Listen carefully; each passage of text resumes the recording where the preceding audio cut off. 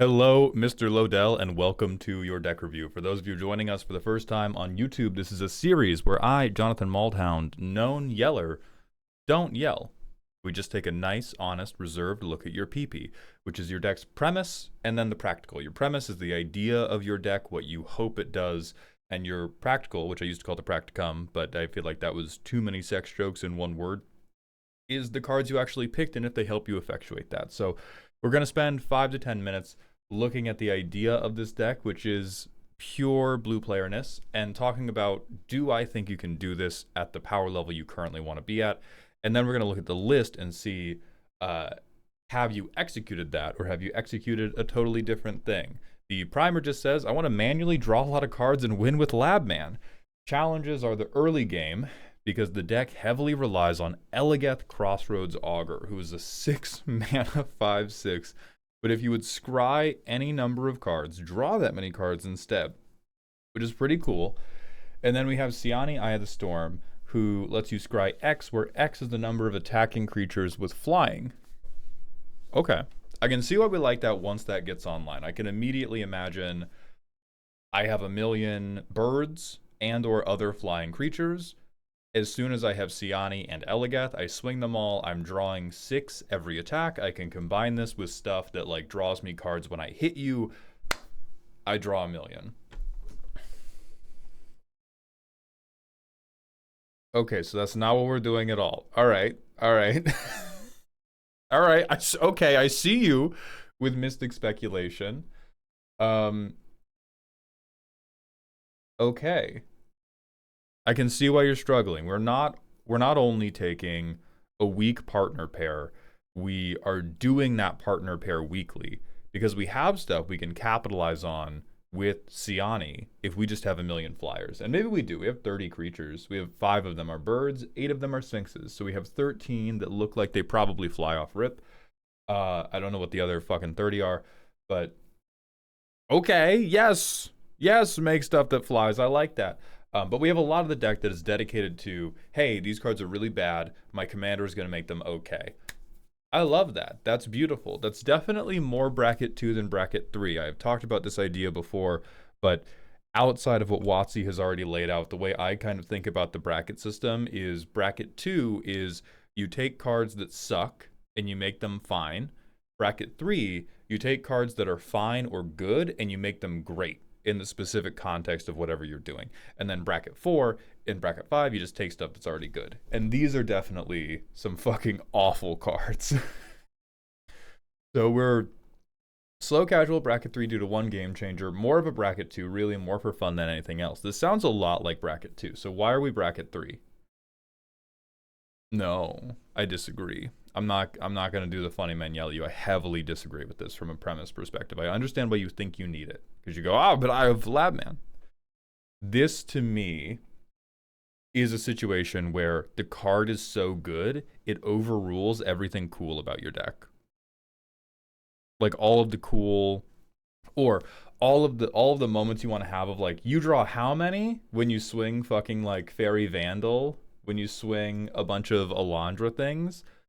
I think that gets overridden by how much better Consecrated Sphinx is than what your deck's game plan is. Like, it's okay to have good cards in the deck. For me, it often begins to degrade a theme when the card is so good that you're like, okay, well, I want it to be about this, but if I ever draw this thing, this is the much better thing to do, and I should do this instead of any of the other stuff I'm doing. Like, case in point, I have a Reanimator deck that has been a personal pet project of mine for a few weeks, and I just cut Colossal Grave Reaver from it. Colossal Grave Reaver, if Scryfall would ever fucking load, is a tremendously good reanimation piece, but it had to go because it was so good that anytime it hit the field, my deck was about that. My deck was no longer about the thing I was doing before, and I think that Consecrated Sphinx makes this deck no longer scry me a river. It's now, oh, holy fuck, Consecrated Sphinx, good card, huh? So I would advise, from an idea standpoint, don't play cards like this. Let it be bracket 2. This is looks like a phenomenal bracket 2 idea. And then I think that's the only thing wrong with the idea. I think you are selling yourself short on the win con stuff too. This is where we transition kind of to the practical stuff you put in. Blue is really good at turning card draw into dead people. Like, really good. You already have Alondra. I swear to God, I saw that little. Yeah, you have Homunculus Horde. You have Body of Knowledge. You have Chasm Skulker. Like, it's. If you're just tagging it this way because you're like, oh, the art's cool, it's a funny like card people normally salt about, I get you, don't worry about it. If you in your mind genuinely think this is the primary or only win con, that is another thing you should fix from the idea standpoint. There's so much other stuff that you just have in the deck that is also win con. So after that, I think we can move fully into the practical. And I'm going to let you get away with a lot of bad cards, because for me now, this is a bracket 2 deck. Number one problem we have from a practical standpoint is the ramp. We do not have enough. You have to get to a 6 mana commander. We really don't want to get there by land dropping. We want to be ramping into it. And we have draw, but again, our draw is dog shit. Our draw is really bad because it's meant to synergize with our commander once they're here, which means if we are casting these spells, if we are having to cast these spells to find land drops or to find ramp before our commander is on the field, we have effectively wasted them. We have wasted all the dopamine we should be getting from Omen of the Sea because we had to use it on turn 3 to find our third land. And you're a little bit low on land counts to hit every land drop for the whole game. So this is more a situation of once your commander's out, you're breaded. You're drawing so many cards, you're gonna hit land drops, you're gonna hit rocks. But before we get there, I almost doubt your ability to play on curve. Oh, thank God, we hit a ramp piece. We get to go bam, bam, bam, bam. Oh, thank God you're hitting your land drops. Bam, bam. I think I would stick this guy. And then we're just going to get there, and we get to do Eligeth Crossroads Augur, swing 4, draw 4. Oh! And like, I think that's the dream. And I think if we don't see Warden of Evos Isle, or if you get even a little bit unlucky with the land drop situation, you get very, very sad very quickly. So this hand, we have very expensive stinkers.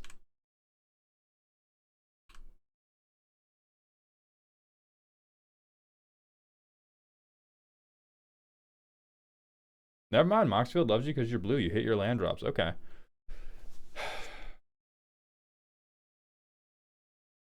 So where would I even want us to ramp? I think the places ramp is meaningful for this deck is probably on turns. I'm debating between 2 mana rocks or recommending the like really big expensive funny rocks. But you just like don't miss land drops, do you? You fucking don't. Holy shit. Holy shit, you're a wizard, Harry. Flying, great. Flying, great.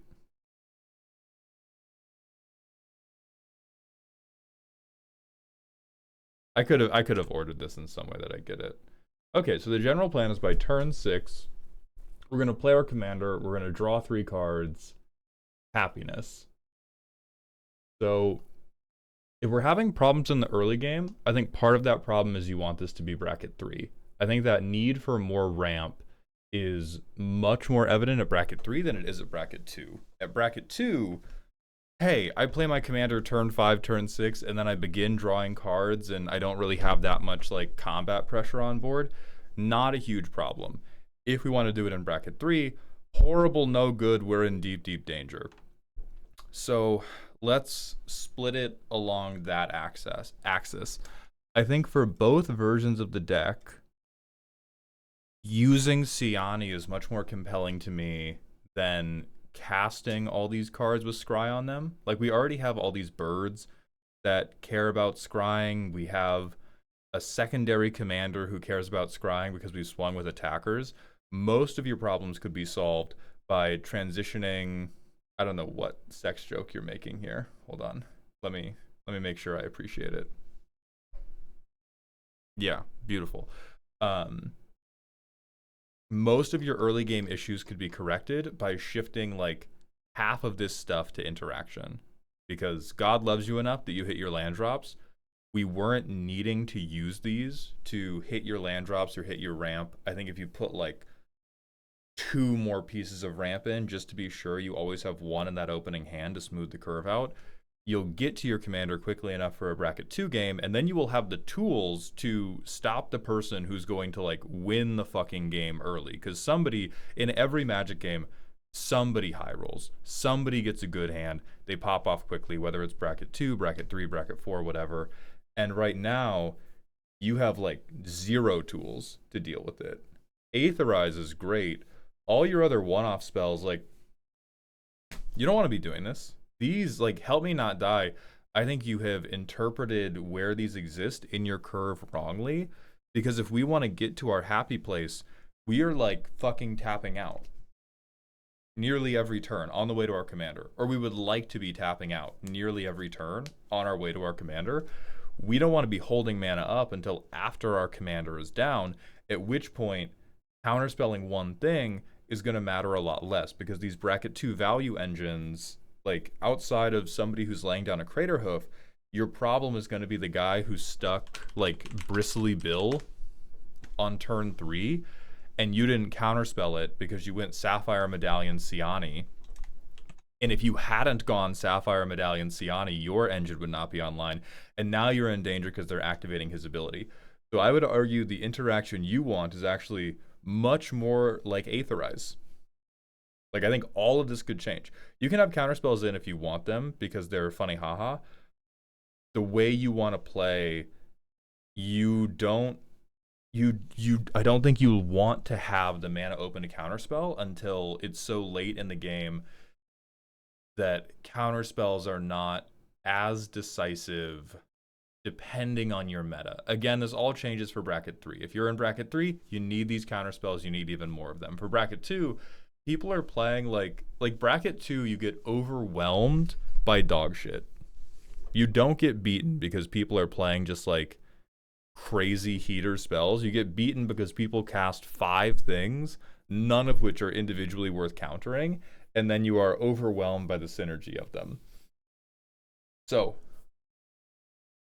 I mostly like what you have chosen for your ramp. This is copium, but this, I think, is you trying to compete at bracket 3 when you should not be. Sure, whatever you need to tell yourself, buddy. These are all fine cards. These are all fine cards. You have a pretty good density of flyers to turn on the Elegeth engine once we get there. Sure, these all synergize with Siani, even though they're really bad, but they synergize with our partner pair, so that's very, very cute. So I would pick your 7 favorite, keep them, turn the other 7 into 2 pieces of ramp, 5 more pieces of interaction. Those 5 pieces of interaction should probably be River's Rebuke. Let me think.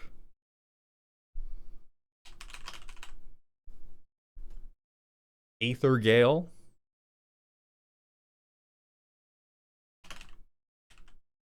And then I'll give you some good cards too. Sublime Epiphany. And look, they're all expensive. They're all really dumb and big and expensive because I'm intending for you to cast these things after you have played your commander to stabilize a fucked up and bad board state. And then I would say, do we want Curse of the Swine?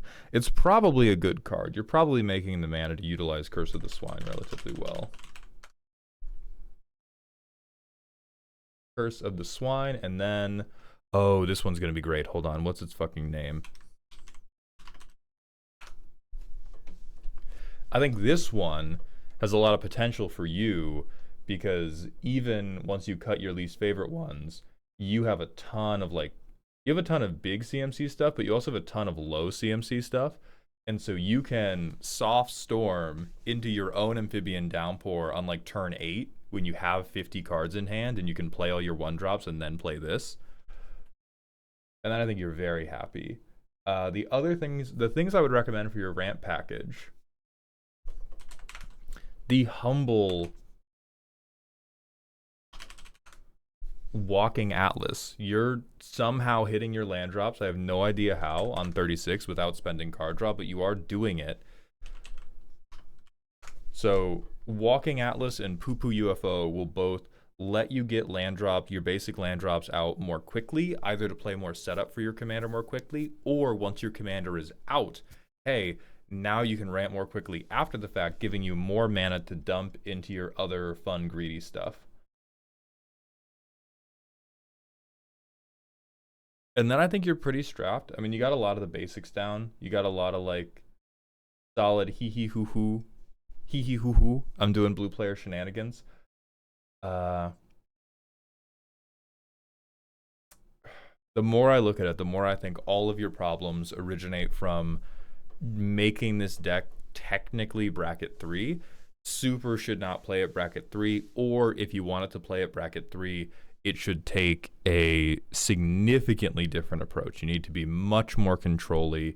You definitely need Consecrated Sphinx, and you should bring in other game changers and other control elements or other tutor elements to support that Consecrated Sphinx, all of which I think move this deck away from what you want it to be, which is, I swing 5 birds, draw 5. What?